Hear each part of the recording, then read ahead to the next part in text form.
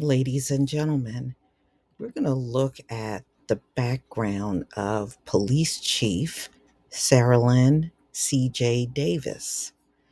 So she wasn't always in Memphis. At one point in time, she was in Atlanta.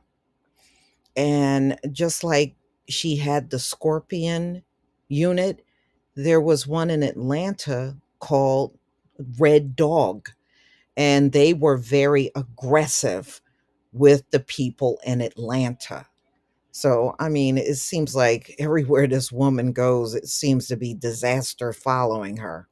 So, anyway, as she rose through the ranks of the Atlanta Police Department, Sarah Lynn C.J. Davis spent nearly 18 months overseeing a hyper aggressive street unit. So, this unit in Atlanta was called Red Dog, and it was ultimately disbanded following public backlash after a series of lawsuits. So they were doing pretty much a lot of the same thing the Scorpion unit was doing. They were roughing up the people there in Atlanta.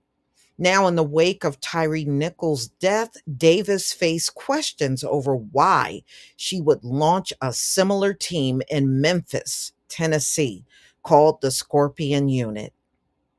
Shortly after she arrived to lead the city's police force in 2021, if anyone in Memphis had checked with anyone from the world of police oversight in Atlanta, they would have learned that creating a red dog like squad using red dog like tactics was inevitably going to result in police misconduct and violence, said Dan Grossman, an Atlanta attorney who filed several successful lawsuits on the behalf of victims alleged they were roughed up by Red Dog officers. Nichols, 29, was savagely beaten by members of the Scorpion unit. Right. So we already know about Tyree Nichols. Davis arrived in Memphis as a trailblazer, the first Black woman to lead the police force in this majority Black city, and a vocal advocate for police reform who had testified before the U.S. Senate. Her actions in wake of Nichols' death, which included swiftly firing five officers, initially drew praise, but now she faces increasing scrutiny over not just the decision to launch the Scorpion unit in Memphis, but also her earlier career in Atlanta, where she supervised a disgraced Red Dog unit in 2006 and 2007. The unit had about 30 officers and a mission to flood areas of high crime in Atlanta with overwhelming force. But you know what the problem is? They did the same thing with the Scorpion unit. They claim it's to reduce crime, right? But ultimately, they go after soft targets. Tyree Nichols was a soft target. That's what they did. So that's not going to do anything for crime if you're just going to target a bunch of people that have nothing to do with crime. So the patrolling groups of 4 or 5 officers were notorious for ambushing young men. And we know what young men they mean, yanking down their pants in public and performing full body cavity searches in a hunt for drugs, an attempt to spread fear, according to a review of lawsuits. Police officers, advocates, and civilian groups, they said they had interviewed plaintiffs and former police oversight officials. Members of the Red Dog were told just Get the job done by whatever means. Stallone Davis, who joined the Red Dog unit in 2007, and said, he said this in an affidavit in 2012. Just get the job done. Go out there, rough them up, shoot them, do whatever. He declined to comment for this article. Over the years, Atlanta settled 10 lawsuits related to the Red Dog unit misconduct, costing taxpayers more than $2 million in settlements, according to NBC News Review. She is just proof of how police departments, when they fire you in one city, they just go to another city and just start working again like it's nothing. When these things happen, where she came out of a police department that had a very destructive and violent unit of officers on the street, I think in instances like this, all of them should get their peace license taken away and they can't go back out and be a cop again. That would cut down on a lot of these problems. But what you're doing is you're shuffling these cops from one precinct to another. And it's very easy for them to get hired even if they kill somebody.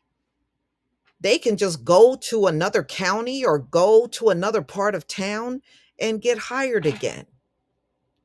But this is America's fault, because America for a long time has been very lackadaisical about doing anything to a cop. And now look at the mess that we are looking at today. There was never a time that the Red Dog didn't operate the way that the Red Dog have always operated. Gerald Griggs, a civil rights attorney raised in Atlanta, who is now the president of the NAACP Atlanta chapter. The unit was disbanded in 2011. Davis was still with the department working as a community policing project manager, according to her resume. The Memphis Police Department Scorpion team, which had a similar mission to that of the Atlanta Red Dog unit, drew similar complaints of excessive force and ultimately suffered the same fate. Davis shut down the Scorpion unit last week. Mm-mm-mm. Christina Beamud, the executive director of the Atlanta Citizens Review Board from 2008 to 2011, said it should have been clear to Davis that a tactical unit like Scorpion was prone to violating people's rights in Memphis, just as the Red Dog unit did in Atlanta.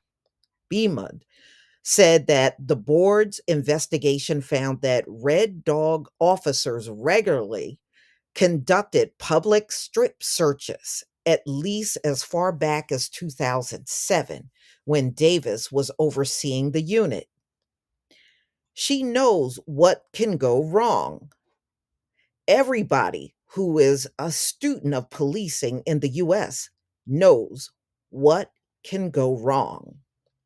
Since the 1980s, police departments across the country have launched street crime units in response to concerns about drugs and violence. Many were disbanded after they drew concerns about excessive force and contributed to a loss of public trust. But some cities, under pressure to deal with new crime spikes, have formed new street units in recent years. And you know what it does prove? That when these cops work in a group, they turn violent and out of control, and there are no rules. They just go out and do whatever they want. So the more of them that group together, the more violent they are.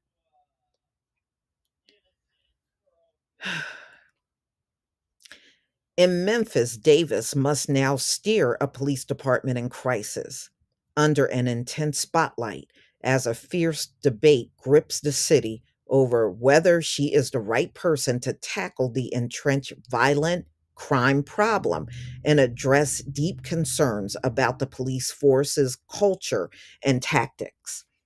She needs to do more if she wants to keep her job. Memphis City Council member J.B. Smiley Jr. said, she has to right the ship. I don't think you should have, in my opinion, I don't think you should have hired her in the first place. If America was a just place, when you botch up a job really bad, you should not be able to just cross over to another police department at all. Obviously, she came up with that Scorpion unit and she made the situation worse. It did not help the crime that was going on in Memphis. And I seen a story out there where several people have come forward and they said they were beat up by that same unit that killed Tyree Nichols. And they weren't on drugs and they didn't violate any crime. They didn't do nothing. But that group of men, when they got together in a pack, they were like a pack of wild dogs. And you got to think about it. You got a group of men with a badge and a gun, a taser, a nightstick, and you think they're going to go on the street and be civil to the public? Of course they're not. Of course they're not. They're going to do whatever they think they can get away with. So, Davis, the Memphis Police Department, and the Atlanta Police Department did not respond to requests for comment. I mean, this is ridiculous. She should never have been eligible for this job in the first place. So, Davis' law enforcement career began in Atlanta when she started as a patrol officer in 1986. She was the only one of two women to graduate from the academy that year, according to a profile in the alumni magazine. St. Leo University in Central Florida, Davis advanced through the ranks, landing the role of a Special Operations Section Commander in June of 2006, according to her resume. In that position, she oversaw several units, including SWAT and narcotics, in addition to the Red Dog Team, according to her Memphis police bio. While the Red Dog unit heavy-handed tactics would become a focus of scrutiny later. The real crisis to her tenure centered on the narcotics squad. I remember this.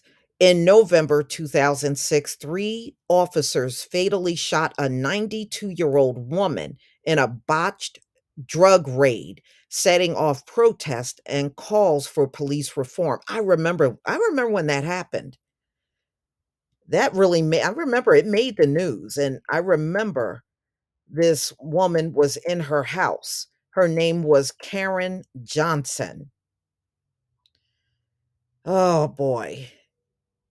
92-year-old woman was in her house and they raided the wrong house and she ended up getting killed.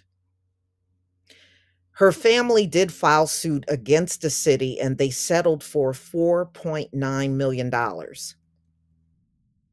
Davis was also named in that lawsuit along with other police officers who were collectively accused of engaging in a pattern and practice of ignoring and violating the rights of citizens in Georgia, which led to Johnson's killing. The city responded on the behalf of Davis and other high ranking officials, saying that they were protected by qualified immunity. Isn't that what we've been talking about all this time? See, now you know how she ended up in Memphis. Every little rotten thing this woman was behind in Atlanta, she had qualified immunity. So, with qualified immunity, not only is she free from really getting hit with lawsuits, but she is free to have a bad track record and go and work at another police department. And that's exactly what she did. This woman got a she got a bad track record. Wow. I did, I mean, I knew it was bad, but this is very telling. Okay, so the Red Dog Unit did not become the subject of lawsuits until years later. The unit, whose name was drawn from Red Dog Blitz, the play in football where several defensive players rushed the quarterback, was formed in 1989. The mission was to provide a high profile and aggressive police presence in areas of the city that have high incidents of street drug sales, drug use, and drug related violent crimes, according to a 2011 report by the city's law department that cited a police policy document. The Red Dog Unit was disbanded in 2011 after the city agreed to pay more than $1 million to settle a federal lawsuit alleging that its officers used excessive force in 2009 raid at a gay bar, the Atlanta Eagle. Investigators found that officers barged in wearing black fatigues and shouted anti-gay slurs and drew and they said they were throwing these patrons on the floor and handcuffed them while they ran background checks for criminal histories. The city argued that officers had acted properly and had not violated the rights of anyone. After the unit was shuttered, several other men came forward to accuse the Red Dog members of having formed illegal searches. Ricky J. Sampson recalled at least three encounters with the Red Dog unit, one around 2005, when he said officers pointed guns at him and his brother and searched his car. One in 2006, in which he said he was beaten beside his car. Another in 2010, in which he said search. He was strip search outside a shopping mall, leaving him shaken and scared. That's a chattel slavery move, y'all. A look at where it was done, Georgia. He later sued over the 2010 strip search, which the city denied happened. So the case settled for $150,000. Sampson said he knew the Red Dog unit growing up by the kind of cars its members drove, a blue cruiser marked with police, but with no lights, the tactical clothing they would wear, and how they traveled, four in a car. Well, he said he did not have any other way to identify them. He just knew when he saw this police cruiser, he knew that it was the Red Dog unit. His lawyers, however, were able to link the officers to the 2010 strip search to the Red Dog unit. Wow. So they just ran around like a pack of red dogs, terrorizing everything and everyone in Atlanta. And this woman, Sarah Lynn Davis, was in charge of this unit. Wow. Wow. Mm-mm-mm. So, y'all, I mean, this is awful.